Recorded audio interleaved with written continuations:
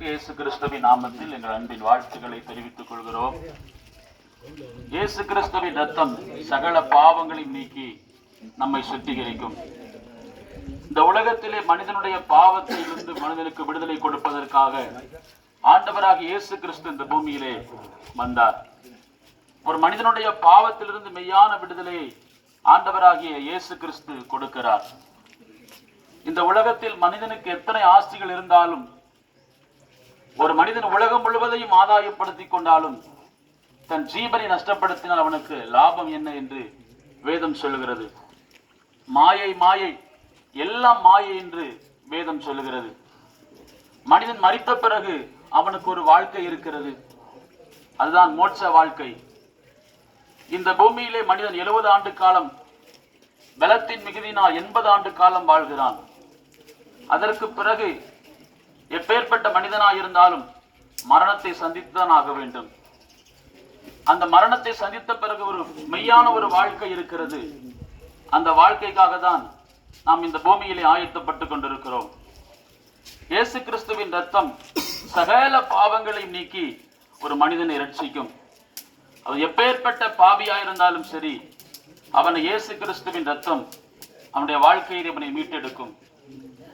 நாம் அவரை இருதயத்தில் ஏற்றுக்கொள்ளும் போது, அவரை விசுவாசிக்கும் போது நம்முடைய பாவத்திலிருந்து கர்த்தர் நமக்கு விடுதலை கொடுக்கிறார்.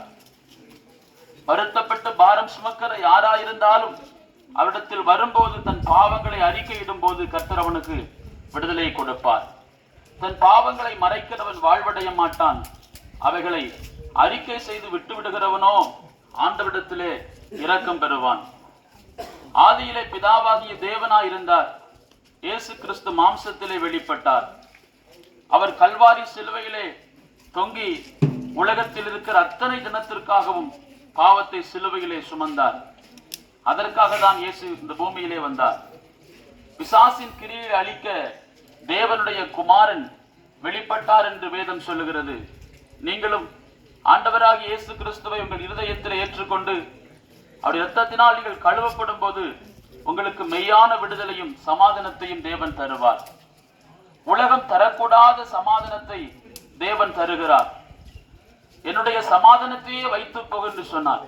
இன்றைக்கு மனிதன் சமாதானத்தை இழந்து காணப்பட்டது நோக்கம். ஒரு மனிதனுடைய வாழ்க்கையிலே பாவம் இருக்கும் என்று சொன்னால் அவனுடைய வாழ்க்கையிலே அவன் நிம்மதியாய் வாழ முடியாது. ஒரு மனிதனுடைய வாழ்க்கையிலே பாவம் பூரணமடையும் போது மரணத்தை பிறப்பிக்கிறது. ஏனென்றைக்கு பூமியிலே சமாதானம் இல்லை, மனிதனுடைய வாழ்க்கையிலே நிம்மதி இல்லை. எங்கு பார்த்தாலும் மனிதன் வியாதியில் காணப்படுவதற்கு காரணம் அவனுடைய பாவம் தான் அவனுக்கு காரணம். இந்த பாவத்தை நீக்கி மனுஷனை ரட்சிப்பதற்காக இயேசு கிறிஸ்து இந்த பூமியிலே வந்தார். நீங்களும் ஆண்டவரை ஏற்றுக்கொள்ளும் போது கர்த்தர் உங்கள் வாழ்க்கையிலே பாவத்தை மன்னித்து உங்களை ரட்சிப்பார். நம் கண்களை மூடி எல்லாரும் ஜெபிப்போம். பரலோகத்தின் பிதாவாகிய தேவனே, உமக்கு கோடி ஸ்தோத்திரம். இந்த கிராமத்தில் இருக்கிற எல்லா ஜனங்களையும் ஆண்டவராகிய இயேசு கிறிஸ்து ரட்சிக்கும்படியாக ஜெபிக்கிறேன். பாவத்திலிருந்து விடுதலையாக்கி ஏற்றுக்கொள்ளும்படியாக இந்த பிள்ளைகளுக்கு ஆண்டவர் கிருபை கொடுக்கும்படியாக நாங்கள் ஜெபிக்கிறேன். வியாதியுள்ள பிள்ளைகளுக்கு ஆண்டவர் விடுதலை கொடுப்பீராக. எப்பேற்பட்ட மரண வியாதியா இருந்தாலும் இயேசு கிறிஸ்துவின் நாமத்தில் மாற வேண்டும் என்று சொல்லி ஜெபிக்கிறோம். இந்த ஜனங்களை கர்த்தர் ஆசீர்வதியை பொறுப்படுத்திக் கொள்ளும். இயேசுவின் நாமத்தில் நல்ல பிதாவே, ஆமென்.